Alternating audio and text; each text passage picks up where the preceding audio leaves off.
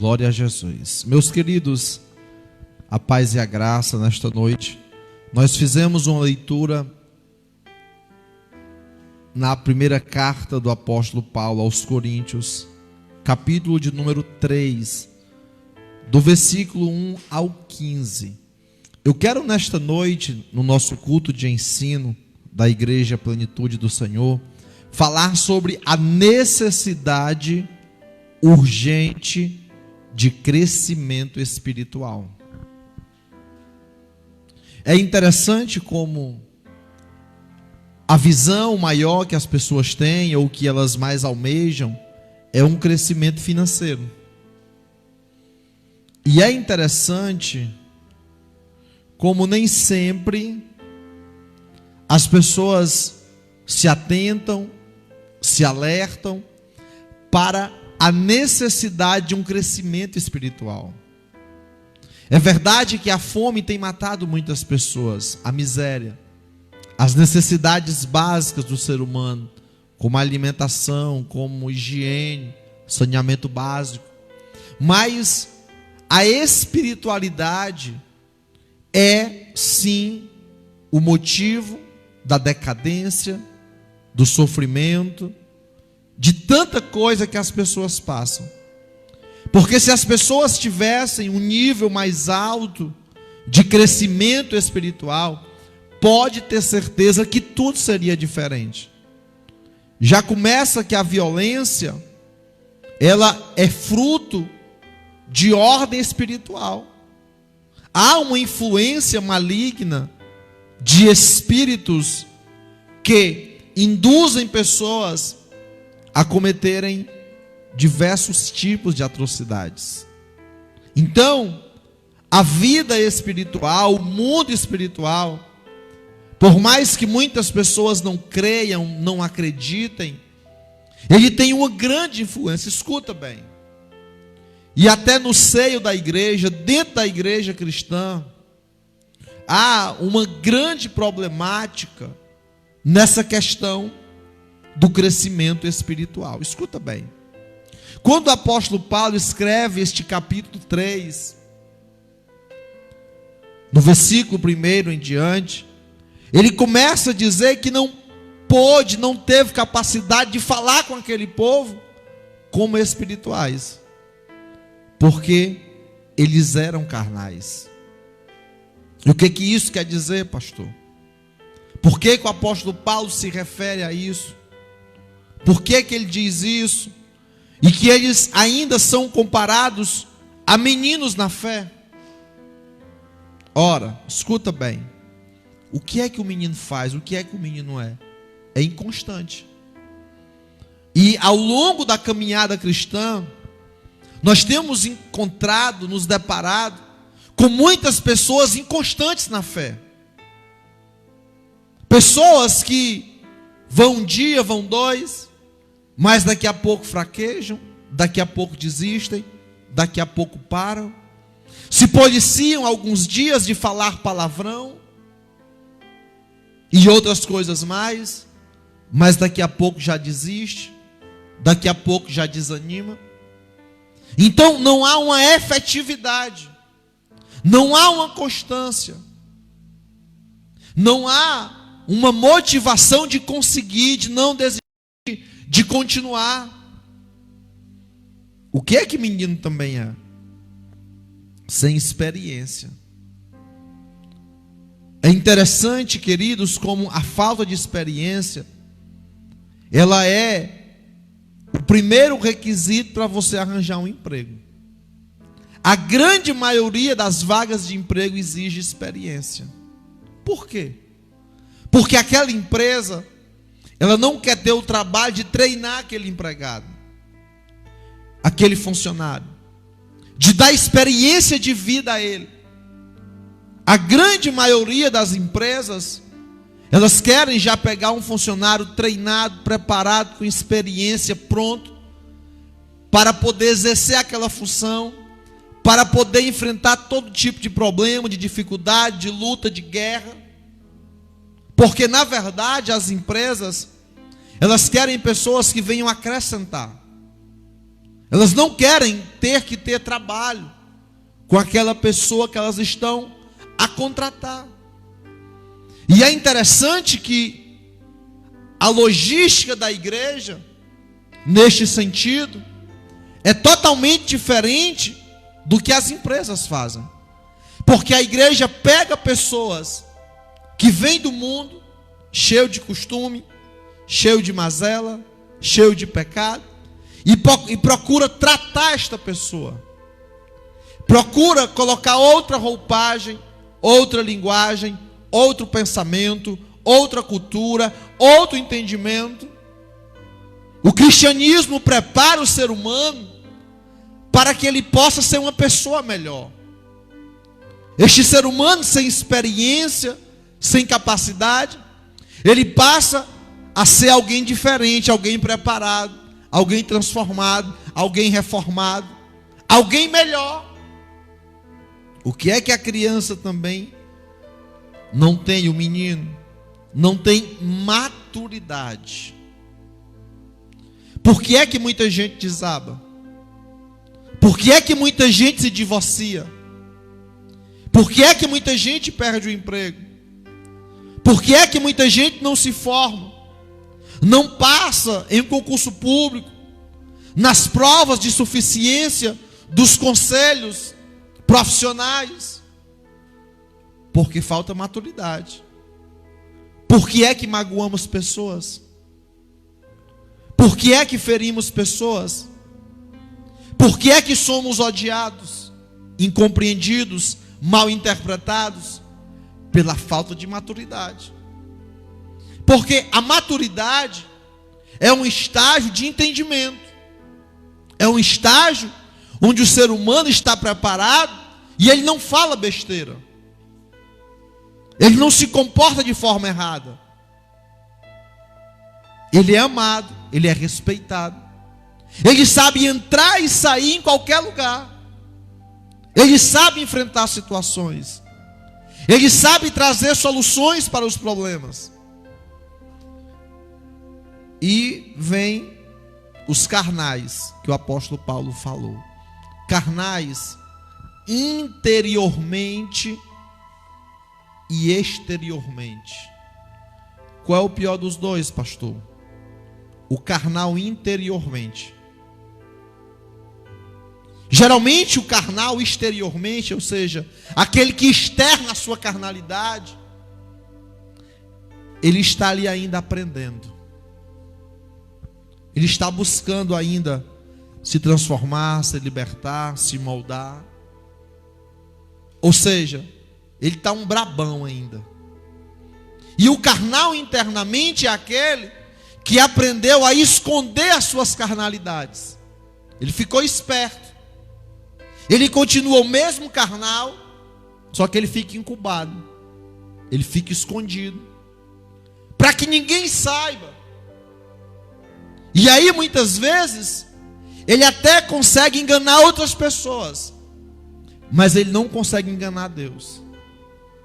Ele engana até ele mesmo.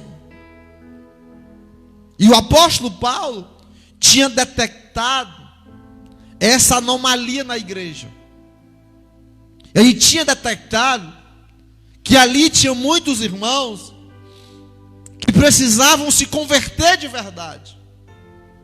E na verdade, queridos, nós precisamos nos converter a cada dia mais um pouco. Ninguém chegou a 100% de convertimento. Sem contar que a gente é convertido, mas a gente se corrompe um pouquinho a cada dia. E aí é necessário que nós possamos voltar, que nós possamos corrigir muitas coisas, que nós possamos voltar atrás, dizer, opa, estou vacilando, estou pisando na bola, estou fazendo besteira, estou fazendo coisa errada, eu não posso continuar a fazer isso, eu não posso continuar a me comportar desta forma. Então, este convertimento, ele é contínuo e duradouro, e ele é eterno. Lá em Efésios vai dizer que nós precisamos lutar para quê? para chegar à estatura de varão perfeito. Mas isso demora. Isso demanda muito tempo, muita dedicação. Mas nós não podemos desistir. Por quê? Ou a gente decide e perde a salvação, ou a gente vai precisar lutar, guerrear, se esforçar, para domar esta fera que há dentro de nós, para domar este ser pecaminoso, este ser maldoso, este ser horrível que há dentro de nós. O que era que havia mais para gerar esses irmãos carnais? A inveja. Havia também a contenda. A contenda é a briga, é a discussão, é a falta de sabedoria de como lidar com as pessoas. E a gente precisa aprender a lidar com as pessoas. A primeira coisa que faz com que nós aprendamos a lidar com as pessoas é respeitar elas. Quando a gente respeita as pessoas, a gente passa a não ofendê-las. A gente passa a entender e ter aquela pessoa como alguém superior a gente. Ninguém xinga um patrão. Ninguém xinga um coronel de polícia. Ninguém xinga um juiz. Porque nós entendemos e compreendemos que ali há uma autoridade superior a nós. E que se nós tentarmos de alguma forma xingar aquela pessoa, destratar, maltratar, consequências acontecerão conosco. Então esta é a forma que nós devemos tratar as demais pessoas. Com respeito, com reverência.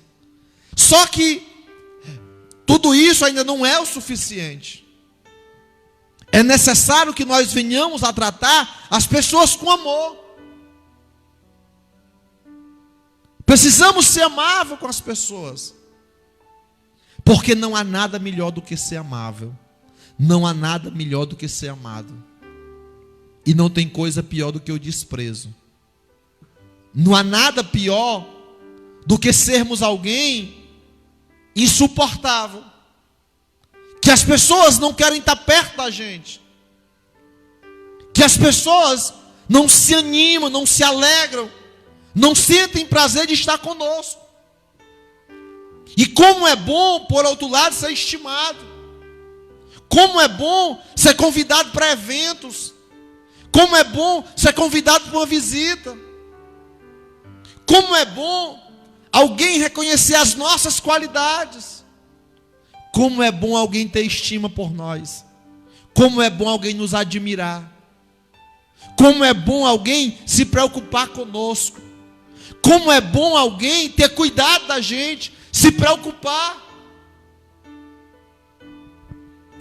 O apóstolo Paulo também aponta essas contendas, e as contendas geralmente elas acontecem por falta de vigilância. E elas começam muitas vezes com coisas pequenas, com coisas minúsculas, mas que não eram para acontecer. Quantas pessoas não já morreram no trânsito? Às vezes nem bate o carro, passou perto de bater, mas não bateu. Mas a ignorância é tão grande que a pessoa desce, vai no murro, vai brigar, puxa uma arma, atira e mata o outro. Quantos vizinhos não são intrigados por uma besteira, porque caiu uma laranja no quintal do outro? Porque o cachorro fez cocô, xixi na calçada do vizinho, e o vizinho foi e se intrigou com o outro. Quantos parentes e familiares não são intrigados, não se falam por causa de picuinha, por causa de coisa besta, por causa de coisa pequena. O ser humano, ele tem tornado futilidades em coisas grandes, enormes. E isso não pode acontecer, porque nós somos racionais, Nós fomos feitos para viver em sociedade. Nós fomos feitos para nos amar, nos respeitarmos, estarmos juntos. Você sabia a quantidade de terreno que tem não habitada no planeta Terra? Deus poderia muito bem espalhar cada pessoa em cada território e ninguém está perto do outro. Escuta, isso aqui é um estágio para que o ser humano aprenda a conviver em comunidade, para que quando Jesus voltar para levar este povo para o céu, possa se falar uma só língua, um só coro, uma só motivação, um só Deus. Só que muita gente vem sendo reprovado neste estágio. Tem um ditado que diz que quem não serve para servir, não serve para viver. A serventia, queridos, é algo extraordinário. Você precisa fazer uma análise da sua vida e observar se você tem servido a alguém, se você tem feito bem a alguém, se você tem ajudado alguém. Pelo contrário, se isso não acontecer, fique muito preocupado.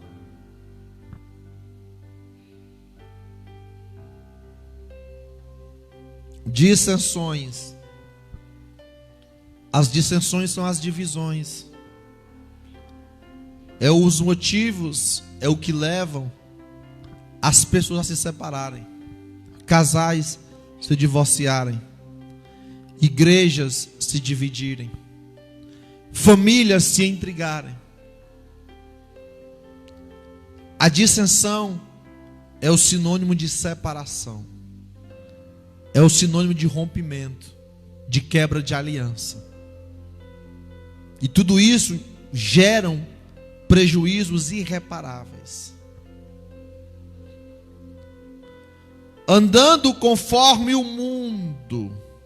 No Salmo 1, versículo 1, diz que bendito é o ser humano que não anda segundo o conselho dos ímpios,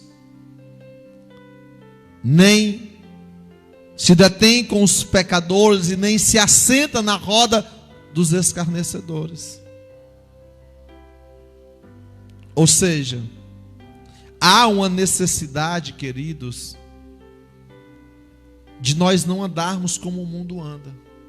Como é que o mundo anda? Fazendo briga, fazendo confusão, fazendo discórdia. Como é que o mundo anda? Destruindo, matando, roubando, assassinando. E é justamente isso que nós não podemos fazer. Nesta igreja havia um grande partidarismo. Eu sou de Paulo, pois eu sou de Apolo, pois eu sou de Cefas. E eu que sou de Jesus. Queridos, a disputa não é saudável. Eu quero ver quem canta melhor na igreja, quem prega melhor. Eu quero ver quem tem o maior pequeno grupo. Eu quero ver quem faz o maior evento, quem faz a maior oração. Isso não contribui em nada para o reino. Isso não é saudável. Jesus não quis gerar uma rinha gospel. Muito pelo contrário. Jesus quer união. Então, esse partidarismo, junto com essa disputa, não é? Paulo aniquilou bem ligeirinho. Disse: olha, eu plantei, Apolo regou, mas foi Deus que deu o crescimento. Entendeu? Porque tudo que a gente fizer vai ser em vão, se Deus não abençoar, se Deus não prosperar, se Deus não der o crescimento, se Deus não colocar a mão ali para que as coisas possam dar certo. nós não vamos sair do canto, nós não vamos fazer nada. Há uma necessidade de nós trabalharmos, de nós batalharmos, de nós estudarmos, nos esforçarmos, mas contando que Deus possa abençoar. Você pode ir no roçado, brocar, depois cavar a cova, botar a semente. Se ele não mandar chuva e não mandar sol, não nasce. Se for chuva demais, não dá certo. Se for pouca chuva, não dá certo. Se for sol demais, também não dá certo. É tudo na medida, para que as coisas possam acontecer. O ser humano do século 21, ele tem sofrido porque ele não aprendeu a depender de Deus. Ele não aprendeu a confiar em Deus, a deixar que Deus opere, a deixar que Deus faça. Porque tem uma passagem bíblica que vai dizer assim: por mais que nós façamos, ainda somos servos inúteis. O grande problema é porque a gente se acha demais, a gente se exalta, a gente se orgulha, a gente acha que é alguma coisa. A grande questão é que nós não reconhecemos que sem Deus nós não somos nada, que sem Ele nós não poderemos chegar a lugar nenhum. Basta Ele trancar assim, ó, o ar que nós respiramos. Acabou.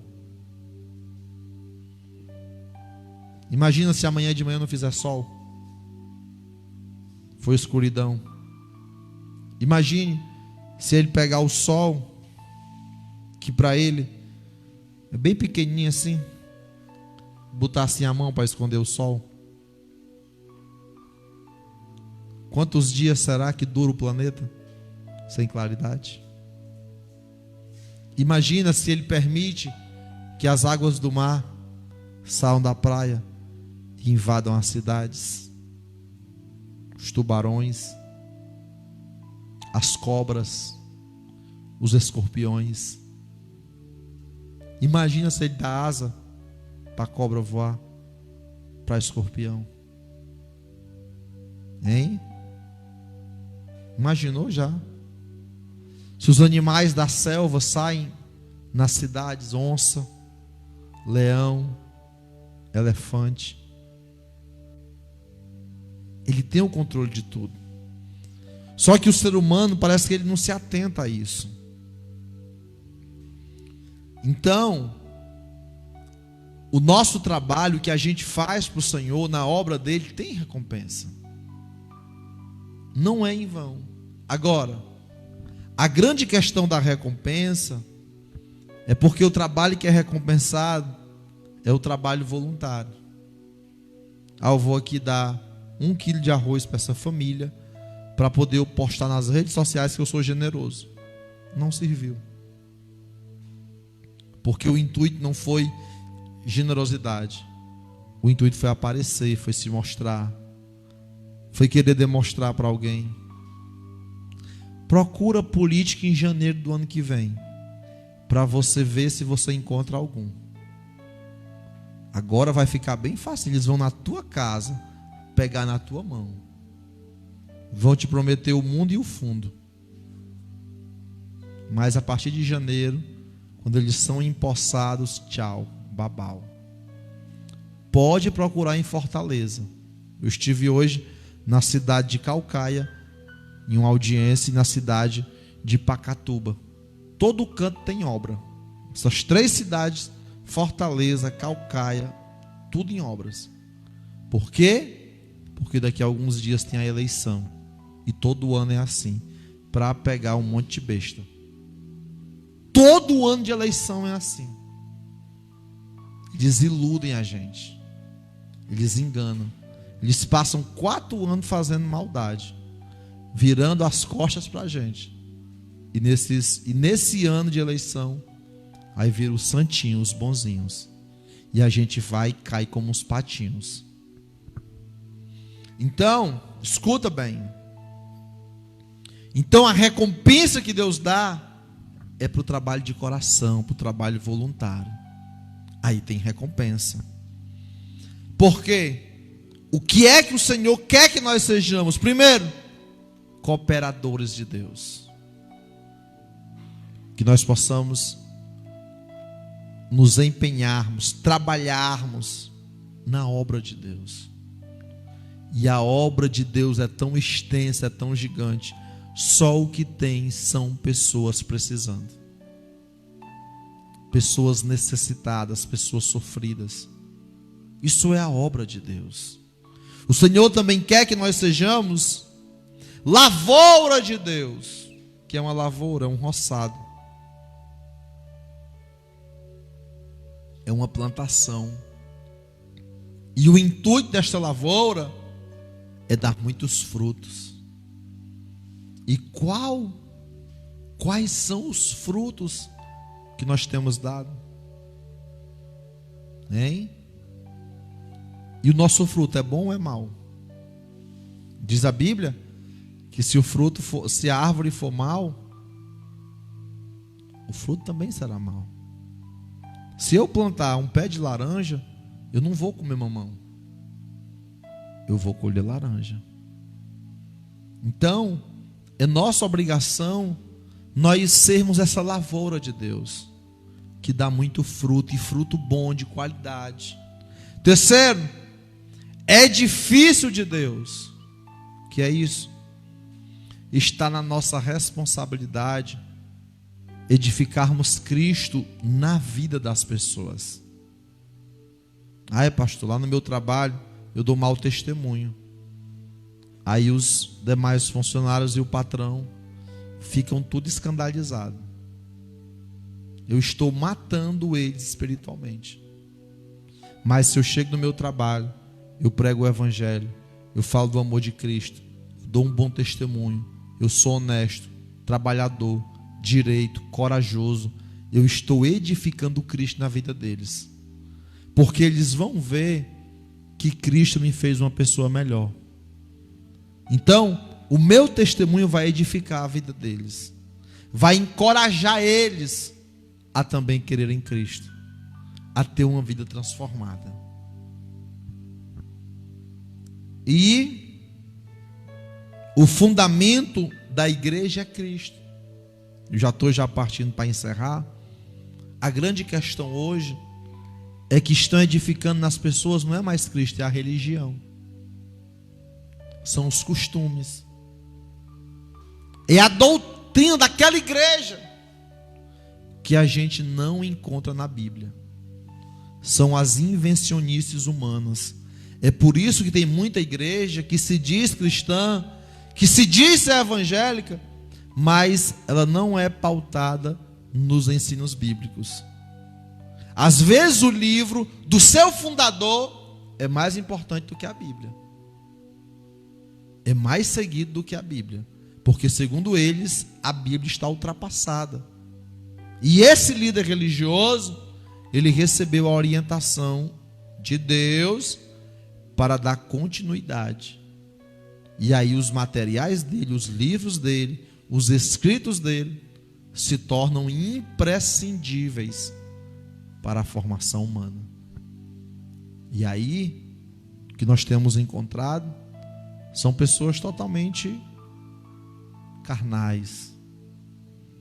São pessoas, infelizmente, necessitando urgentemente de crescimento espiritual. E por último, as nossas obras serão descobertas. Lá no final de tudo, o que é bom vai ficar, o que é de verdade, de coração, vai permanecer, e todo mundo vai saber. E se a obra for provada e aprovada, nós vamos ganhar os galardões. Assim como a gente pode perder. Entendeu? Pisando na bola, a gente pode perder os galardões, tá bom? Então esta foi a mensagem desta noite, nosso culto de ensino. Que Deus possa abençoar cada um de nós, compartilhem esta mensagem, curtam, comentem, e que o Senhor possa cuidar de cada um de nós.